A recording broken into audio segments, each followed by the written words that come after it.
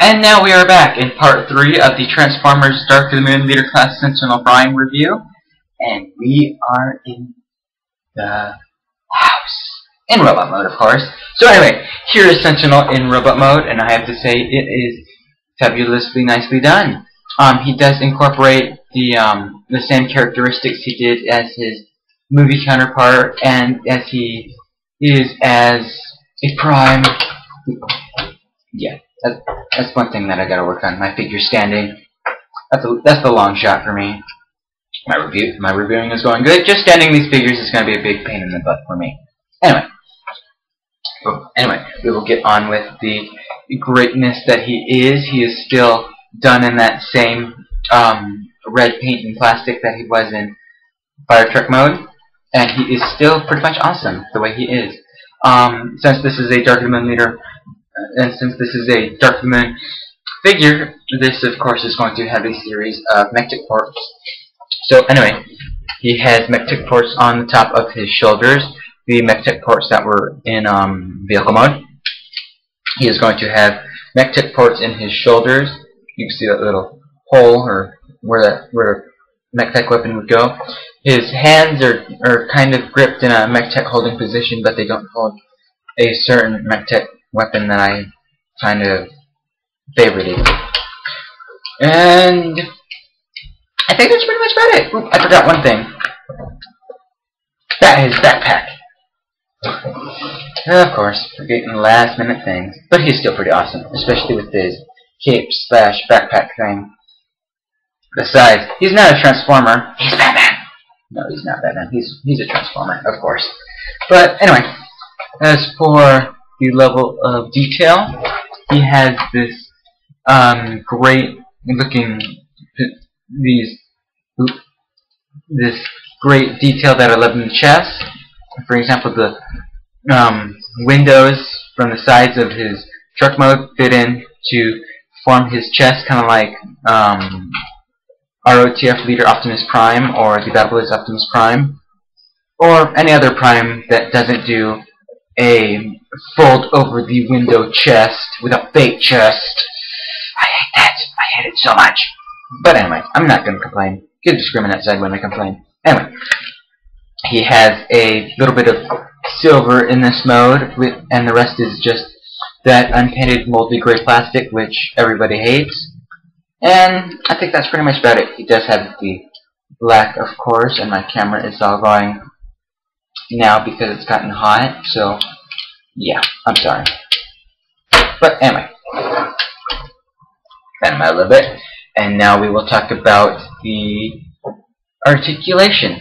Yeah, we'll talk about the articulation. It's a little early, a little bit late, and a little bit early in my review to start talking about the articulation. But anyway, for articulation, his head is on a joint which doesn't allow him to go left and right all the way.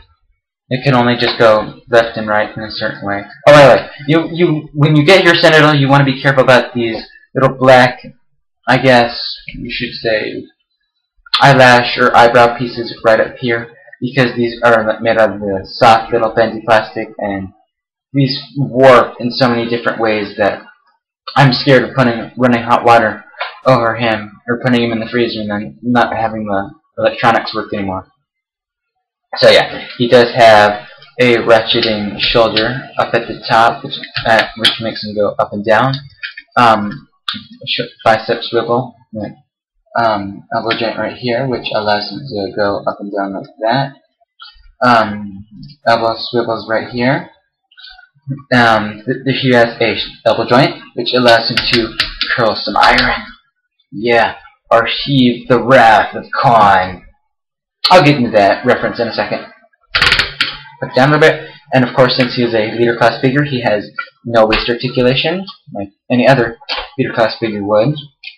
He has ratcheting legs that allow him to go up and down, in and out. Swivels at the knee. Ratchets at the knee. Quite a bit. Ooh, I don't want to break it. And of course, he has a little bit of ankle pivot.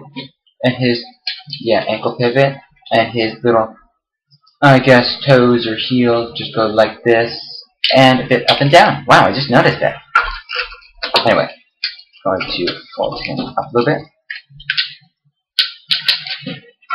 Oop. Now for a couple quick size comparisons. Hold on, we'll get him out of the way for a quick second. Here he is compared to his Voyager scale figure. As you can see, I think this is basically natural. I mean, Sentinel is supposed to be a leader class figure and tall at the same time, and this thing is like garbage now compared to this. This thing is the better Sentinel. Of course, this thing had the easier transformation and the super cool mech tech weapon. Hold on. A super cool mech tech weapon, but this thing is 1,000 times better than that piece of crap. And then, just for the fun of it,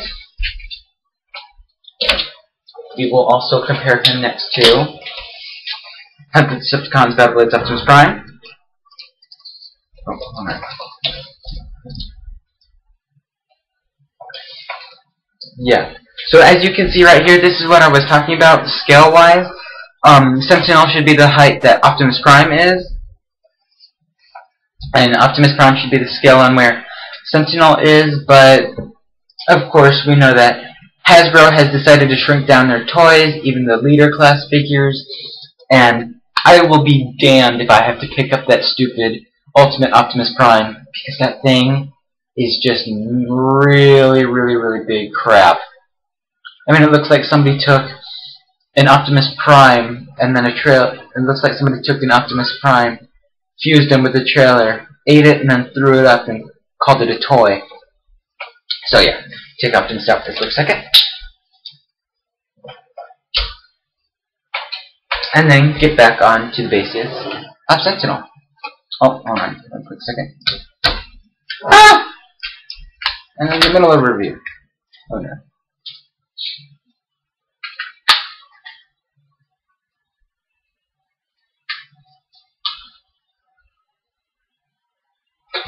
Alright then. There we go. Anyway, as for gimmicks and gimmicks, if you press this little bronze button right here, he will speak.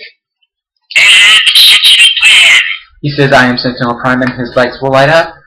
And of course, this figure and the recording session was done right before we got confirmation that Sentinel Prime was going to be voiced by Leonard Nimoy, whom I love so much, but not like as much as I love Peter Cullen, who is my idol. So yeah, that's all he says now. All he says is, "I am Sentinel Prime." But if you have a mech tech weapon, you can peg it into the little port in the back from the fire truck mode in. Of course, you will get this little sound that it has fused in, and if you press the bronze button back in, he has another new saying. He has just said what has happened to the Allspark, and he will say, "Good to see you alive, Optimus," which is kind of like how in Dark of the Moon, after Optimus revived him with the Matrix of Leadership because he was deprived on Energon, like a vampire without blood, Sentinel is like happy that Optimus is alive.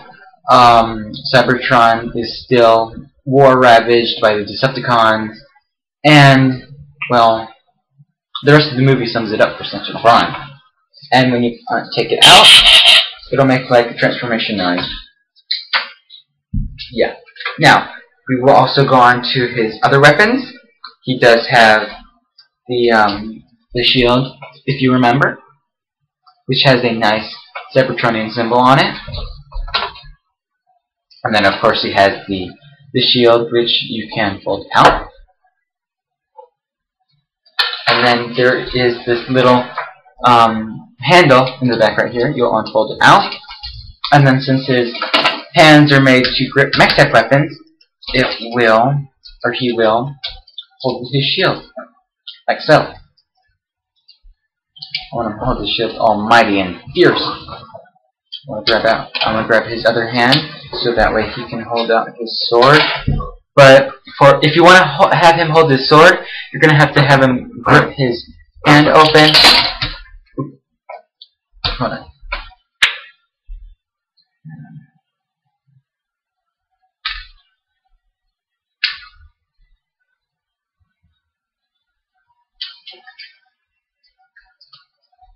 Alright then, you're gonna want to have him grip his sword and come on, not in the middle of this review, please. Have him grip his shield, not shield, sword. Come on, dude. Come on. In the middle of the review, don't stop, please. There we go. Put the shield back in.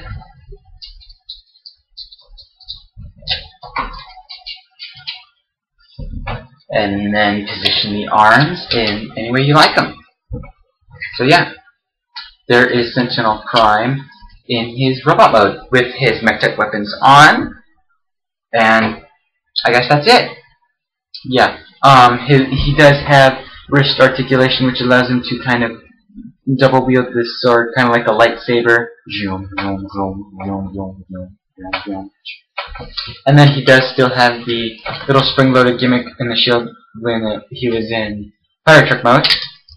However, it just looks stupid to me, so I just keep it in the way it is, or the way it's always been. So yeah. Before we end this review, I want to take out his sword for one quick second. And then, if you remember in Dark of the Moon, when he killed Ironhide, he had a fusion cannon, kind of like the Voyager piece of crap did. This is the fusion cannon in its locked out mech-tech way. But however, since his hands are made to grip mech-tech weapons, this kind of does not satisfy the factor. I mean, even though his hands are like positioned to hold it, the peg on it is not long enough for him to hold it, unlike his shield. So yeah, only the Voyager can hold this thing. You can also have the Voyager hold the shield, but not the sword. So yeah, but he can hold it, but he can't have it in his mech-tech ports all around his entire body. So that one in here.